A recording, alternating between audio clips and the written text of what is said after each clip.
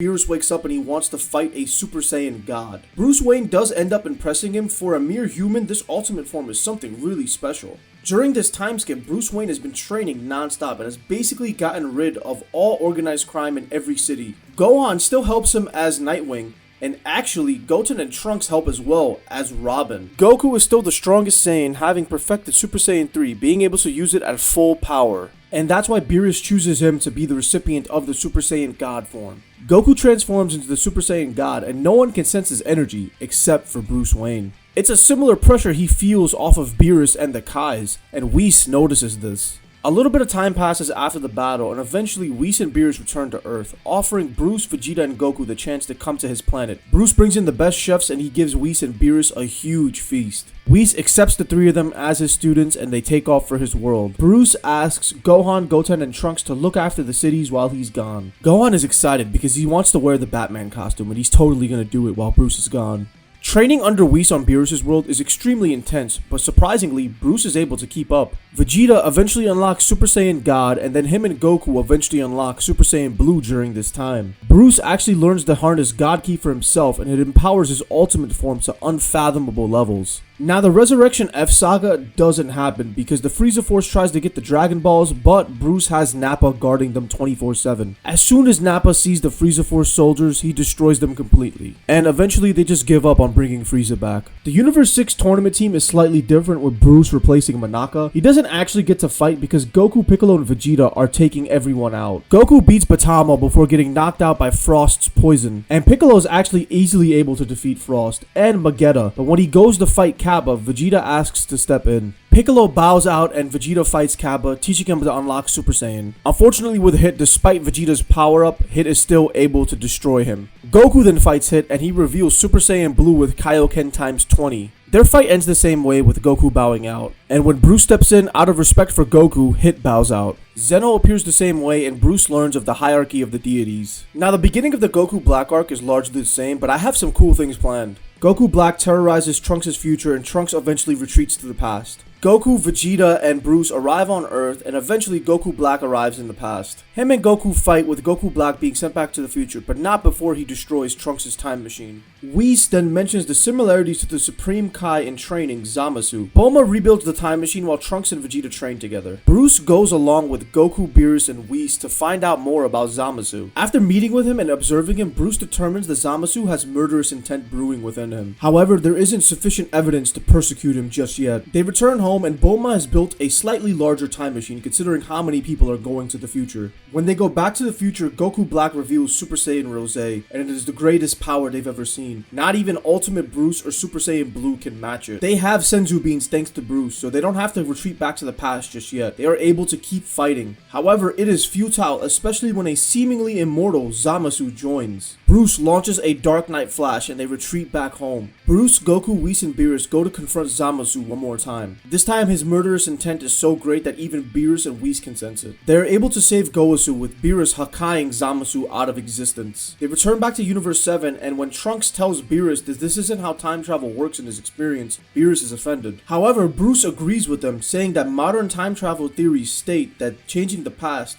doesn't change the future, and that they need to go back to be sure. Vegeta exits the Room of Spirit in time, enraged and ready to beat Goku Black. Bruce and the Saiyan trio head back to the future, and Bruce has something extra prepared, just in case. Vegeta and Goku face Goku Black, while Trunks and Bruce are gonna face the immortal Zamasu. After realizing there's nothing they can do against Zamasu, Bruce throws a capsule on the ground, revealing a small container with a seal. Using the evil containment wave, he seals Zamasu away forever. Goku Black realizes that anger is the key to the Saiyan's bottomless power, and uses his hatred against the mortals to fuel and find an even higher level of Rose.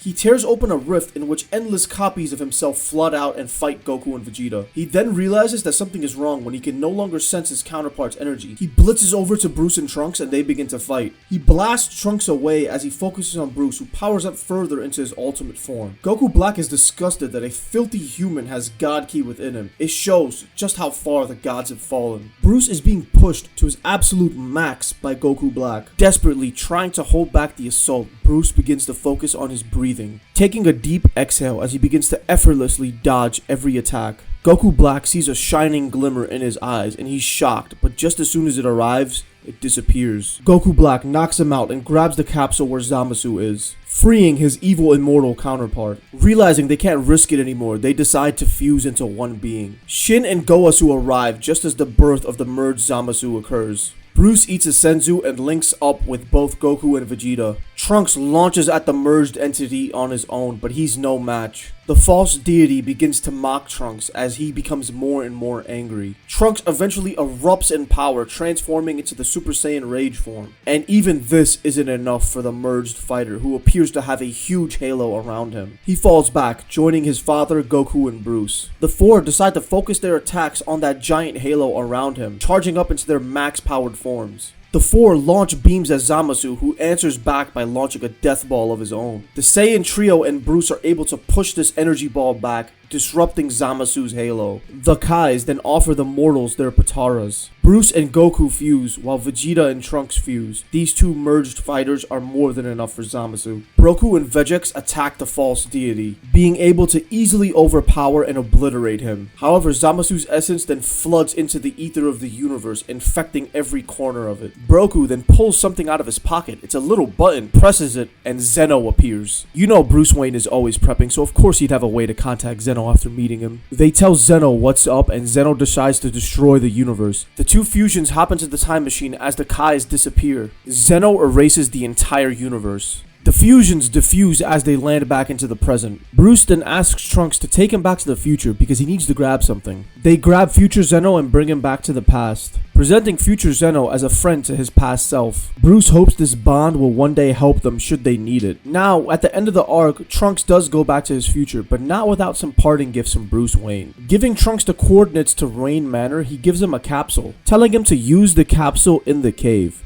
Bruce basically gave Trunks his own Batcave. It has everything Trunks would need to save his world should it be in danger again. Now eventually Zeno gets bored and decides to throw the Tournament of Power.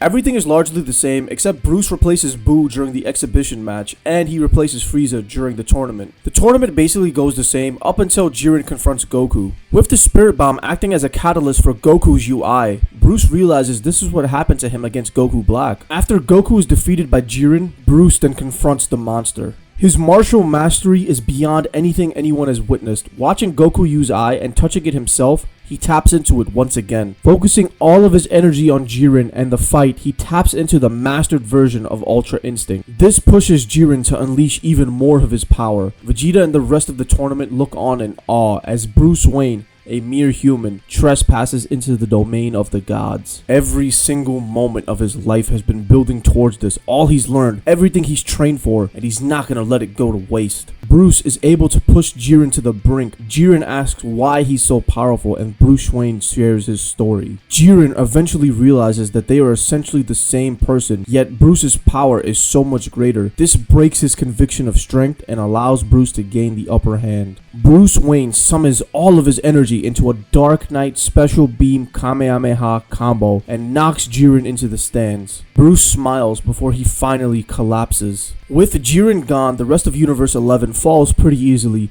Universe 7 would still end up winning the tournament and Bruce would be granted MVP. And he would of course wish every universe back, and that's what I think would happen if Bruce Wayne was born into the Dragon Ball world. And if you guys like this video, don't forget to like, comment, and subscribe because I have a whole bunch of these what ifs planned, such as what if Superman was born in the Dragon Ball Z world. You can expect a bunch of Marvel, DC, Star Wars, Game of Thrones, all kinds of content coming in the next few months. Link in the bio for all my socials, but please let me know what you think in the comments below and don't forget to hit follow for more. Peace.